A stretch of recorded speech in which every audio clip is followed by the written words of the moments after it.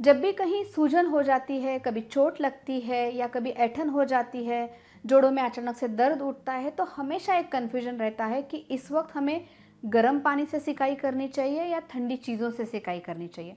तो आज हम लोग देखेंगे कि कौन से समय ठंडे चीज़ों से सिकाई करनी चाहिए और उस तरह से सिकाई करने का सही तरीका क्या है।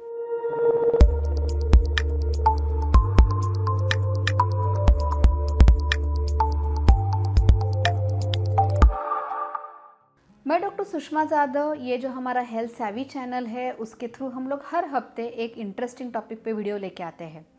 ये वीडियोस कई लोगों को बहुत बेनिफिशियल साबित हो रहे हैं और इसलिए आप भी इन वीडियोस को देखना, लाइक करना, बाकी लोगों के साथ शेयर करना, चैनल को सब्सक्राइब करना और नीचे जो एक बेल आइकॉन दिया है उसे क्लिक करना ना भूलिए, ताकि जब भी अगला वीडियो रिलीज़ हो जाएगा उसका नोटिफिकेशन आप तक पहुँच जाएगा। और अगर आपके कुछ रिकमेंडेशंस है, कुछ स्पेसिफिक टॉपिक पे आप वीडियो चाहते हैं तो वो भी हमें लिख के ज़रूर बताइए, ताकि हम लोग उसके ऊपर अगले कुछ हफ्तों में ज़रूर वीडियो बनाएंगे। तो हम लोग आगे बढ़ते हैं आज के टॉपिक की तरफ। कई बार हमें चलते चलते चोट लग जाती है, घर पे काम करते वक्त चोट लग जाती है, फिर उस जगह पे लाल हो जाता है, सूजन आ जाती है। कभी कभार अचानक से जोड़ों में सूजन हो जाती है। कभी काम करते करते, वज़न उठाते वक्त, एक्सरसाइज करते वक्त कोई भी एक मसल में स्पाज़म हो जाता है या ऐंठन हो जाती है। कई बार लोग उसे नस पे नस चढ़ना कहते हैं। तो ऐसे जब भी दर्द उठता है तो डॉक्टर के पास जाने से पहले हर कोई इंसान घर में थोड़ा सा होम रेमेडी करता है या फर्स्ट एड करता है। और फर्स्ट एड में सबसे पहली बात आती है सिकाई करना। जहाँ पे सूजन है, दर्द है, उस चीज़ को गर्म से या ठंड से सिकाई करना। और हमेशा ये कन्फ्यूजन रहता है कि गर्म अप्लाई करूँ या ठंडा अप्लाई करूँ।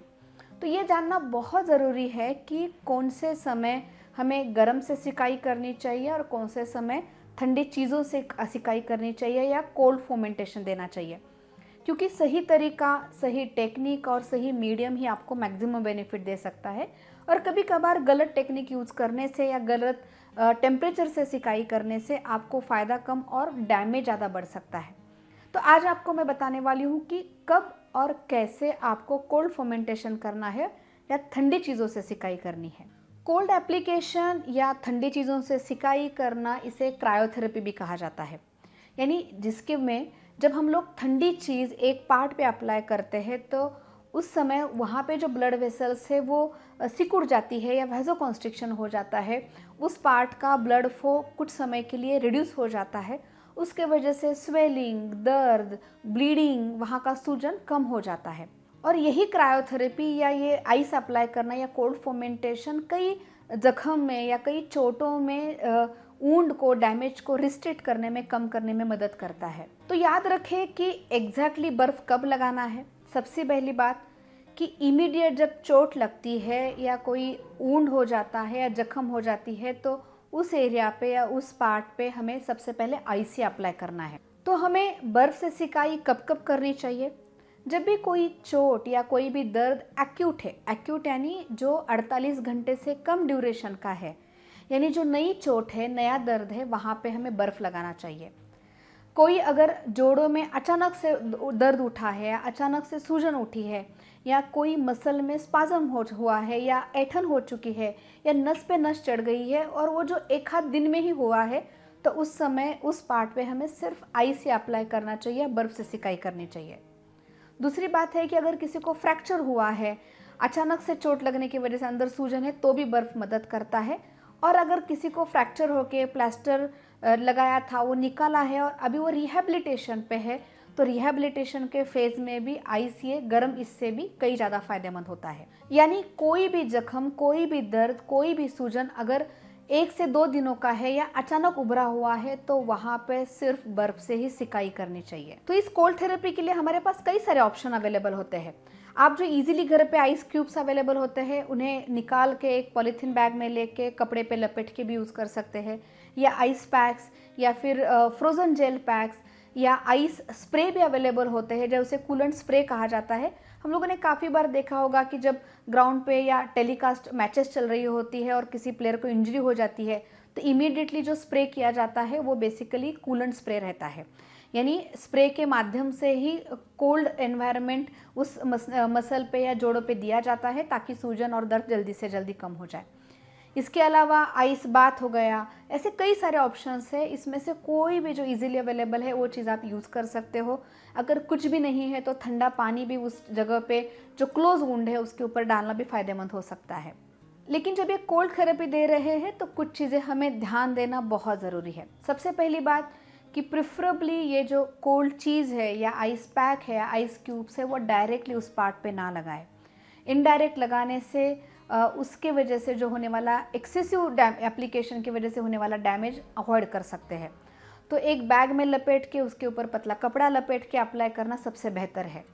दूसरी बात, एक ही जगह पे आइस पैक सिर्फ लगा के नहीं रखना चाहिए, उसको एक अगले 10 से 15 मिनट तक उस जगह पे या आजू बाजू में रोटेट करेंगे तो हर एक पार्ट पे जो अफेक्टेड पार्ट है हर जगह पे आइस अप्लाई हो जाएगा, कूल अप्लाई हो जाएगा और फ़ायदा ज़्यादा मिलेगा, सूजन जल्दी कम हो जाएगी। तीसरी बात है कि एक समय पे 15 से 20 मिनट मैक्सिमम हमें आइस अप्लाई करना है या कोल्ड अप्लाई करना है। उससे ज़्यादा अगर आप कोल्ड अप्लाई करोगे तो वहाँ पे नमनेस हो के सेंसेशन कम हो जाएगा और वहाँ के टिश्यू और मसल को इंजरी होने की रिस्क ज़्यादा रहेगी। ये तो हम लोगों ने देखे कि जब आइस अप्लाई कर रहे हैं तो क्या चीज़ें ध्यान में रखनी चाहिए, लेकिन आइस अप्लाई करते वक्त स्पेसिफिकली कुछ कैटेगरी के पेशेंट्स को बहुत एक्स्ट्रा प्रिकॉशंस लेने होते हैं या बहुत ध्यान से आइस अप्लाई करना पड़ता है या कभी कभार हमें उसे अवॉइड करना भी बेहतर रहता है। ऐसे कौन से पेशेंट हैं? तो वो पेशेंट्स है डायबिटीज़ के जिनमें पेरिफेरल न्यूरोपैथी है, यानी ऐसे पेशेंट जिनको डायबिटीज़ की वजह से या कई और कारण की वजह से उनकी जो नसें हैं वो डैमेज हो चुकी है और उनको हाथ या पैरों में सेंसेशंस ज़्यादा महसूस नहीं होते या सेंसेशंस बहुत कम होते हैं। इन लोगों में एक तो ये चीज़ें अप्लाई करना अवॉइड कर सकते हैं या अगर अप्लाई भी कर रहे हैं तो ध्यान देके और उसका ड्यूरेशन है वो कम रखना चाहिए, क्योंकि जिनको ज़्यादा सेंसेशंस नहीं महसूस होते उनमें अगर हम लोग लंबे समय तक आइस अप्लाई करेंगे, जैसे गर्म चीज़ अप्लाई करने की वजह से बर्न हो सकता है, वैसे ही बहुत कम टेम्परेचर वाला आइस या कूल चीज़ें या ठंडी चीज़ें और लंबे समय तक अप्लाई करने से भी ठंडी चीज़ों से भी बर्न हो सकता है।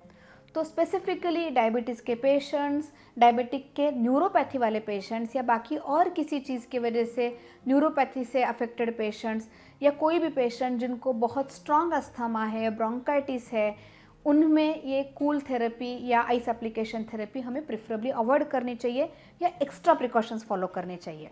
तो अगली बार जब भी आपको या आप में से किसी को भी ये चोट हो, दर्द हो, तो सही टेक्निक और सही तरीका और सही चीज़ यूज़ करना ताकि उससे आपको मैक्सिमम बेनिफिट मिले। हम लोग अगले हफ्ते फिर इंटरेस्टिंग टॉपिक के साथ मिलेंगे। Take care.